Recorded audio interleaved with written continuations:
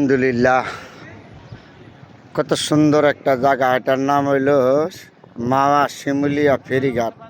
এই যে নৌকাগুলি বান্ধা থিয়ে দিয়েছে দেখছেন, যাত্রী নাই, একদম খালি। আগে প্রচুর যাত্রী থাকতো, এখন আর আগের মতন যাত্রী নাই। এই যে জাহাজগুলি বান্ধা থিয়ে দিছে, এটা হলো নৌ পরিবহন মন্ত্রণালয়ের আন্ডারে। তারা স্টাফ যারা নদী বন্দরে যারা থাকে তাদের জন্য। আর জায়গাটা যে কত সুন্দর দেখছেন, আমি আপনাদের সাথে শেয়ার করলাম। দেখার মতন জায়গা। এটা হলো মাওয়া ফেরিঘাট শিমুলিয়া। এখানে আছে আবার গাছপালা, সবুজ চামাল, এখানে আছে আবার পানি।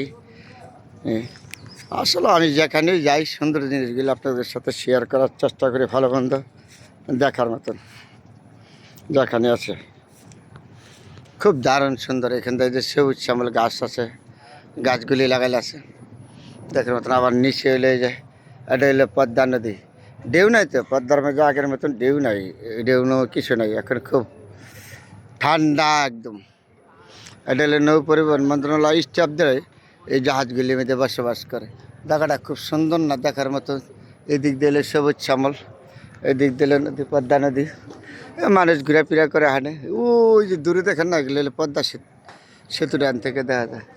আগের তো কোনো মানুষই নাকি, একদম খালি। বিকালবেলা এসে খালি জায়গা।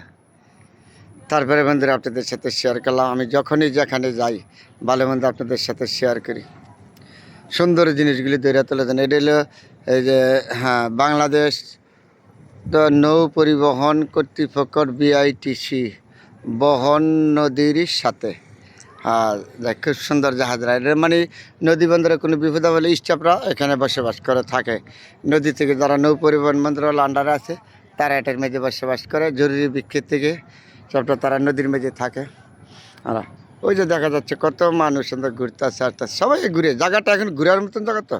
ছুটির দিন পাইলেই মানুষ ছুটে আসে এই জায়গা দেখার মতন। এখন তো আগের মতন আর মানুষ নেই। আগে হাজার হাজার মানুষ থাকতো, অনেক লক্ষ লক্ষ গাড়ি লাগাই থাকতো। এখন তার এরকম লাগে।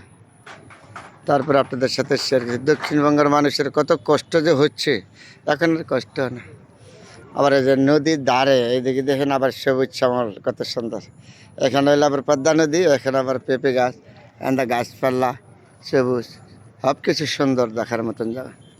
এত সুন্দর জায়গা আসলে সহজ আমরা দেখি নই। তারপরে চেষ্টা করি সবসময় ভালো কিছু দেখাবার জন্য, হাঁটার জন্য। আপনাদের সময়ের অভাবে হয়তো পারি নাই।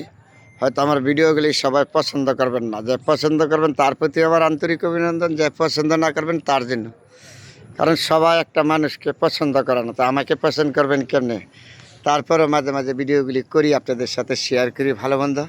হয়তো কারো কাছে ভালো লাগবে, কারো কাছে খারাপ লাগবে, এটাই স্বাভাবিক।